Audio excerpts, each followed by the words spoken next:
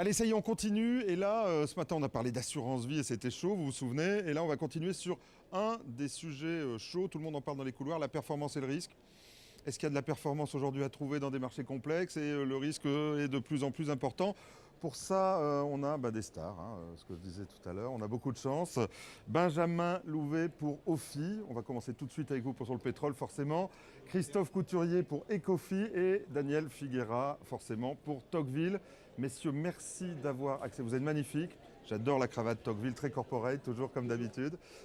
Alors avant de rentrer dans le sujet, tiens, là on a une actualité, il y a un accord sur le pétrole. Benjamin, vous êtes un des spécialistes français importants, vous exprimez beaucoup sur BFM sur les matières premières. Qu'est-ce que ça fait cet accord? Ça stabilise? Alors d'abord, j'ai envie de vous dire, un accord, quel accord? Merci. Parce qu'en fait, on est tombé d'accord sur le fait qu'en novembre, On pourrait rediscuter, on allait être d'accord pour baisser la production de pétrole. Et on est tombé d'accord sur le fait qu'on allait réduire, mais pour l'instant, on n'a pas dit qui allait réduire. Et il y a déjà des pays comme l'Irak qui ont dit « Ah moi, je ne suis pas d'accord avec la méthode de réduction basée sur les quotas. » Donc on part sur une base un peu bizarre. Donc là un où coup c'est pour très rien, bien pourtant joué, le marché, il dit... Là où c'est très bien joué, c'est que tout le monde s'attendait tellement à ce qu'ils disent rien que tout le monde finalement trouve que c'est historique qu'ils se soient mis d'accord sur quelque chose. Et donc le pétrole reprend 6%, l'Arabie Saoudite a gagné 6% de revenus en plus en quelques minutes. C'est quand même bien joué. Est-ce que c'est... Donc ça n'est pas... Si je vous écoute là, ça n'est pas de la stabilité, ça? C'est un bol d'oxygène à court terme pour le pétrole. Court terme. Ce qui va compter, c'est important quand même parce qu'ils ont décidé de s'attaquer au problème. Moi, mon opinion, c'était qu'il ne devait rien sortir de cette réunion. Je considère que je ne suis pas loin de la réalité. Et qu'en novembre, il se passerait quelque chose. Et qu'à partir de la fin d'année, pourquoi novembre? Parce qu'en octobre, il y a les renégociations des banques américaines avec les sociétés de pétrole de schiste aux États-Unis. Donc, ils vont maintenir la pression comme ça. Comme il n'y a pas d'accord, ils vont maintenir la pression. Benjamin, et après, je sais que je peux vous laisser toute l'émission, mais je ne vais pas le faire. En novembre, ça va remonter. Bon, super. En tout cas, pour l'instant, c'est juste du court terme. Tout à fait. Ce que je retiens. Allez, on part sur le sujet, la performance et le risque. Daniel, c'est difficile d'aller chercher de la performance et on a l'impression aujourd'hui qu'en dehors de la macro, on va arrêter un peu. On va laisser passer. Animé par la Chambre nationale des conseillers, on va laisser passer, bien sûr. Débutera dans une dizaine de minutes à l'Agora, au Forum des associations. Et ben voilà, c'est le charme du direct, bien évidemment. Donc la performance et le risque, on a l'impression que tout est drivé par la macro, la hausse des taux américains, tout est corrélé au fond. Ça fait quoi pendant ce temps un stock picker? Ça fait son travail de stock picker, Jean-Pierre Cyr. Ça fait pas grand-chose parce que on n'a pas des nouvelles histoires à trouver tous les jours. C'est vrai que les valorisations aujourd'hui, pour nous semblent compliquées aujourd'hui sur les marchés financiers européens. Ça veut dire quoi compliqué? Soyez précis, c'est cher? Oui, c'est compliqué, c'est cher. C'est bien pricé. Donc en fait, on a de plus en plus de mal à trouver des idées originales. Ça se trouve, il faut pour ça, il y a toujours des nouvelles histoires qui se créent en bourse via essentiellement des rachats de sociétés, enfin des rapprochements de sociétés ou autres, comme on l'a vu sur la Fnac avec Darty par exemple, qui peuvent créer des opportunités à un moment donné. Mais au-delà de ça, effectivement, aujourd'hui, clairement, on a beaucoup de mal à justifier certaines valorisations de sociétés. Donc c'est déjà, Christophe, est-ce que vous rejoignez Daniel d'abord? C'est déjà un peu cher, nous dit Daniel, en tout cas bien valorisé. Et puis ensuite, je reviens sur ma question. Au fond, quel que soit votre talent, on a l'impression que tout est dans la macro aujourd'hui. C'est un peu pénible, non? Alors, pricé par rapport à quoi, Donc moi, je considère on va parler en relatif. Allez. Exactement, et je considère pour ma part que les actions sont sous-valorisées de manière importante, en tout cas en Europe, par rapport aux obligations. D'accord. Alors évidemment, forcément, les obligations, il n'y a pas grand-chose à gagner. Et voilà. C'est une excellente transition, puisque ce qu'il faut regarder, c'est que traditionnellement, le prêteur recevait un intérêt et l'emprunteur payait un intérêt. Et vous avez aperçu que c'est inversé, en tout cas pour les États et les grandes sociétés. Oui, j'appelle ça le monde à la Lewis Carroll. Le monde on est de l'autre côté du miroir. Et alors, entre les obligations et les actions, jusqu'à présent, lorsqu'on voulait un rendement sûr et stable, on achetait des obligations. Puis quand on voulait chercher un petit peu de plus-value, mais avec un risque associé, on allait sur les actions. Voilà. Et aujourd'hui, je me dis, est-ce qu'on n'aurait pas intérêt à faire l'inverse? Parce que finalement, si on veut prendre du risque, les obligations ne rapportent rien. Mais les obligations, c'est le risque à coup sûr, non? On ne peut que perdre, même qu'en attendant, on a un rendement négatif, donc on perd de manière certaine, c'est même plus un risque. Mais en même temps... Et alors que sur les actions, vous avez quand même un rendement implicite du CAC 40, vous avez un PR de 15, ça fait un rendement implicite proche de 7. Et on vous en distribue la moitié, 3,50. Alors 3,50 entre 7, ça fait la moitié. Ah, c'est un bon coussin. Je sens que je C'est vais un bon adorer ce coussin. débat. Même si les bénéfices d'entreprise baissent de moitié, elles ne sont pas obligées de baisser leurs dividendes. C'est pas D'accord. mal. Et puis 3,50, c'est pas mal par les jours. Tiens, Alors, alors, ce qu'il faut pouvoir faire, pour terminer juste là-dessus, c'est que il faut mettre ça dans une marmite avec un couvercle dessus et pas regarder la variation de prix, parce que là, elle peut être importante. D'accord. Je reviens, je vais vous redonner la parole, mais comme on a parlé. Daniel, quand même, là, il faut y aller. Là. Est-ce que, quand on est bien valorisé en relatif, c'est-à-dire que si au fond on dit tout est cher, mais ça c'est un peu moins cher ou ça c'est un peu plus cher, est-ce que le relatif, ça a vraiment de la valeur au fond? En fait, c'est tout le problème soulevé par Christophe. C'est est-ce qu'aujourd'hui, on a intérêt à acheter une classe d'actifs par défaut? Est-ce que vous-même, Jean-Pierre, vous êtes marié par défaut? J'espère que non. Mon épouse me regarde, mais pas du tout. J'hésitais entre Claudia Schiffer et mon épouse. Et quelque part, à un moment donné, il faut, nous, en tant que gérant de conviction, si on n'a pas de conviction, on préfère ne rien faire. Plutôt que se dire, on va y aller parce qu'on n'a pas d'autres alternatives que celle-là. Donc c'est toute la complexité du débat aujourd'hui. Je rappelle quand même qu'une action, c'est quand même une actualisation de flux futurs. Qu'aujourd'hui, on actualise les flux futurs à des taux dont on connaît les niveaux et qui, à long terme, ne resteront pas, je pense, à ces niveaux-là. Donc le jour où les taux changeront de direction, on aura des surprises sur les valorisations. Il n'y a pas de décorrélation, nous y reviendrons. Benjamin, vous faites de l'arbitre là? Qu'est-ce que vous me racontez là-dessus? J'adore. On parle de relativité. Vous vous souvenez, Jean-Pierre, la dernière fois qu'on s'est vu, je vous ai parlé de la théorie de la relativité. Oui, exactement. Pas celle d'Einstein, celle des marchés financiers. Alors allons-y, recommençons. Je dirais pas mieux. Effectivement, aujourd'hui, les actifs comme les actions ont un rendement, les obligations avant versaient un coupon. Aujourd'hui, le coupon Mais quand il y a du rendement, négatif. ça veut dire qu'on n'investit pas. Moi, à chaque fois que quelqu'un me dit c'est génial les valeurs de rendement, désolé pour c'est génial, à chaque fois je dis bah oui, mais quand j'ai du rendement, ça veut dire que j'investis pas. Ouais, mais je vais vous parler d'encore autre chose, Ouais. Jean-Pierre. C'est que aujourd'hui, les obligations, effectivement, rapportent moins que rien. Il y a un produit que tout le monde avait oublié parce qu'il ne rapportait rien, c'est l'or. Et aujourd'hui, on se rend compte que l'or ne rapporte rien, c'est vrai, mais que finalement, rien. C'est mieux que moins que rien. Et depuis le début de l'année, l'or, du coup, reprend des couleurs. Ces couleurs sont soutenues par le fait qu'on ait un gros problème de dette dont on ne sait pas comment on va sortir, dont on sait qu'il va imposer des niveaux de taux d'intérêt réels faibles pour longtemps. Et ça, c'est très bon pour un actif comme l'or. Donc là, il faut y aller là. Sachant que l'or a un autre avantage. Il faut y aller parce que l'autre avantage de l'or, c'est que ça n'est la dette de personne. C'est une chose, mais aussi, ça protège des risques imprévus. Bien sûr. On parlait de mettre le couvercle dessus. Le gros avantage de l'or, c'est que ça protège contre les risques imprévus. Daniel avant Christophe. Daniel, lui, il doit sauter sur. Là, il saute sur son lit. Génial, il fait tout mon pitch. Tocqueville Gold. Il n'y a pas de coalition entre. Je sais pas, j'ai fait un truc avant. Christophe, on aime bien l'or. Je sens qu'il va falloir y aller. Je ne peux pas prononcer le nom de Tocqueville Gold, mais voilà.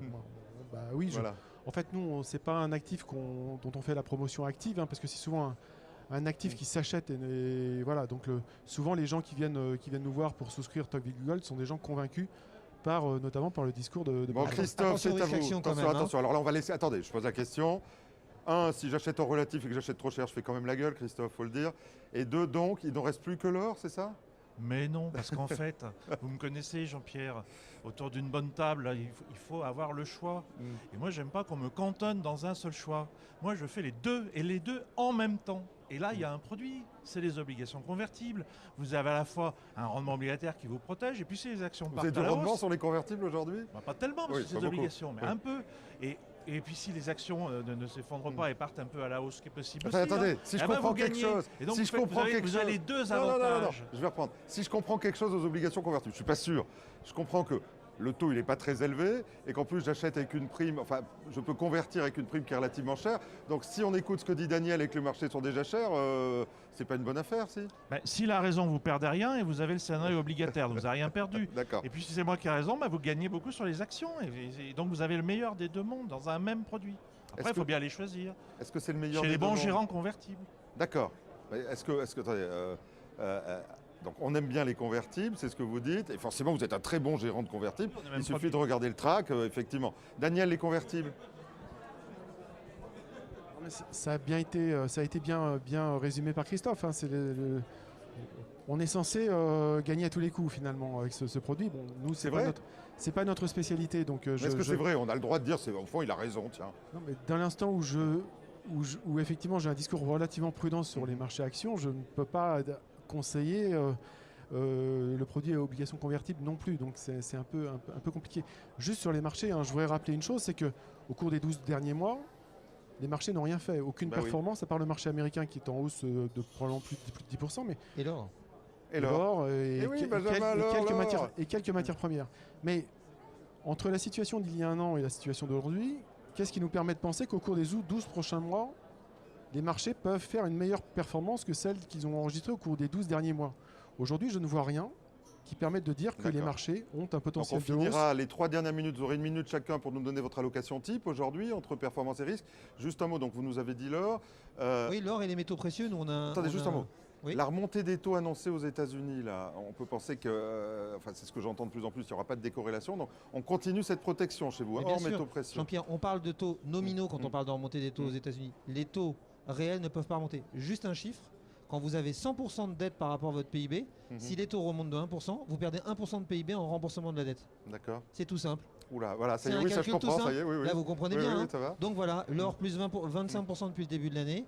Il n'y a pas de raison que ça ne continue pas parce que les taux réels vont rester bas longtemps à cause de cette problématique de la dette. Les taux réels vont rester bas longtemps. Plus 25% depuis le début de l'année sur les métaux précieux.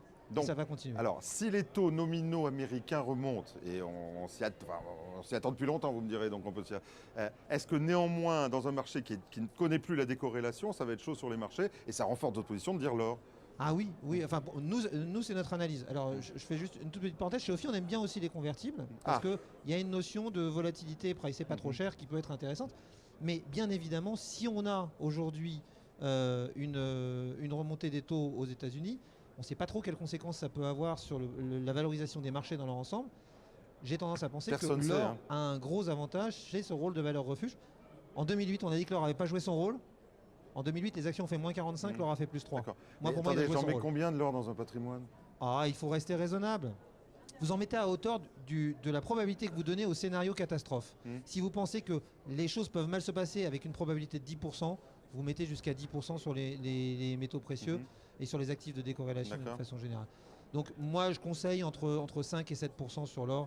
Grand maximum, ça me semble raisonnable. Et alors le reste, j'en fais quoi, Christophe? Alors, donc des convertibles, c'est quoi votre allocation type pour un épargnant modéré, patrimonial, flexible, voilà, et qui a une horizon économique de 5 à 8 ans? Sur 5 à 8 ans, il faudrait que, s'il est patrimonial, il faudrait qu'il ait 25 à 30% d'actions quand même, voire un petit peu plus. Donc ça, c'est quand même intéressant à long terme. À court terme, je ne suis pas très exposé. Parce qu'il y a les élections américaines, il y a un certain nombre de choses. Donc là, sur le momentum, on fait gaffe. L'Italie, les États-Unis. Oui, le problème des banques allemandes, italiennes, tout ça, la recapitalisation qui sera à faire, tout ça n'est pas très clair. Donc on n'est pas pressé d'investir dans les actions. Les obligations convertibles permettent de le faire. Donc tout de suite les convertibles? Oui, ça on peut le faire à tout moment. Les convertibles, c'est un produit qui ne se démode jamais. Donc ça peut être. Et donc pas mal de cash en attendant les opportunités après. Oui, ou d'obligations courtes. Pas d'obligations longues, c'est là où est le risque. Quand vous dites courte, c'est quoi? Moins de 3 ans? Jusqu'à 3-4 ans, voilà, pas plus. Daniel, cette allocation type? C'est un peu compliqué parce que nous on est un gérant pur equity, donc on ne peut pas proposer la gamme de produits développée par Christophe. Comme vous avez un fonds patrimonial aussi dans votre gamme. Oui, alors voilà, vous pouvez prendre un peu de fonds patrimonial, un peu de fonds. Mais qu'est-ce qu'il y a dedans? Inside? Il y a plein de moteurs de performance. On est très peu exposé aujourd'hui à la fois au risque action et au risque obligataire. Donc en fait, aujourd'hui, c'est difficile de produire de la performance positive sur un fonds patrimonial. Est-ce que vous êtes d'accord avec ce raisonnement que je tenais tout à l'heure qui dit la décorrélation, ça n'existe plus, donc si on a un problème sur un marché, ça va aller partout? Moi, je pense aujourd'hui que les corrélations sont de plus en plus élevées, toutes classes d'actifs confondues, donc ça va être très très compliqué de sortir de ce guêpier.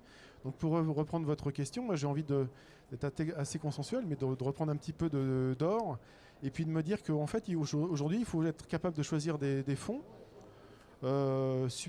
qui sont capables de générer une surperformance par rapport aux indices et se couvrir sur le marché. Vendre des indices en face. D'accord.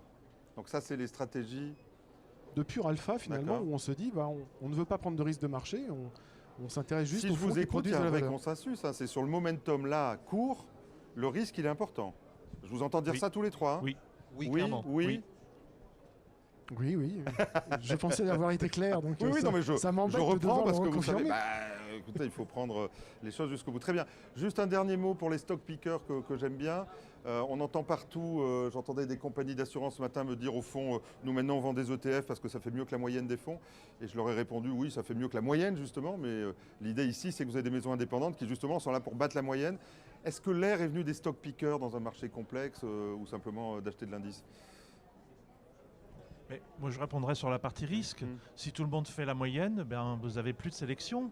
Et donc, le risque se concentre sur des valeurs que tout le monde achète parce qu'elles sont dans l'indice. On l'a vu avec France Télécom au début des années 2000. Il faisait 15% de l'indice et puis tout le monde a perdu beaucoup d'argent dessus parce que c'était surgonflé. Et donc, voilà, c'est un risque trop important. Est-ce que, pareil, même question, est-ce que vraiment, dans ce monde qui devient plus complexe en termes de risque, le stock picking, ça a encore plus de sens, contrairement à ce que nous disent certains institutionnels qui disent l'ETF, c'est mieux? Benjamin? Non. Moi, je suis un peu moins convaincu. J'ai tendance à penser que au moment où le risque intervient, c'est sûr qu'il faut faire attention à ne pas prendre des supports. C'est la grosse question qui s'était posée sur les ETF quand il y a eu le mini-crack sur les marchés actions. De liquidité. À cause de la liquidité, ça c'est un vrai risque qu'on a. Maintenant, est-ce que ce risque-là finalement n'est pas encore plus gros sur des fonds qui vont se concentrer sur un certain nombre de valeurs? Je suis pas sûr parce que le problème c'est que là on parle de risques qui peuvent être des risques extrêmes et quand on est dans des risques extrêmes en fait on a un peu tendance à acheter le bébé avec l'eau du bain et là je suis pas du tout sûr qu'on puisse retrouver un vrai intérêt dans le stock picking dans un vrai marché baissier. Je laisserai la réponse. Oui, mais sinon. On va laisser répondre Daniel parce que lui pour le coup c'est un vrai stock picker. Allez. Oui, mais en fait je vais vous décevoir parce que je pense que la vérité est un peu entre celle évoquée par Christophe et Benjamin. Je pense que. Mais dites-moi. Non, mais vous présentez aux élections. Le fait est que le fait est qu'il y a une jolie histoire qui a été créée après l'an 2000 par Tocqueville Finance et son gérant historique Marc Tournier. Donc c'est vrai qu'on évoquait tout à l'heure la bulle Internet. À ce moment-là, il fallait prendre de risques pour faire de la performance. Je pense qu'on est encore dans cette phase-là aujourd'hui de marché où il faut prendre du risque. Ça doit être un risque actif de stock picking, quitte à effectivement être sanctionné par des mauvais choix à un moment donné sur le stock picking. Mais on n'a pas d'autre choix aujourd'hui que de s'éloigner des indices et prendre du risque d'une manière ou d'une autre. Eh bien voilà la conclusion de ce débat. Du risque, oui, mais pas tout de suite. Donc on va laisser passer quelques mois et puis on va réorganiser un débat avec vous. Comme ça on verra où on en est à la fin de l'année. Messieurs, merci, c'était un bonheur. Et je crois que les CGP ont besoin de vous. Donc ils vous attendent. Merci. Merci Jean-Pierre. Merci.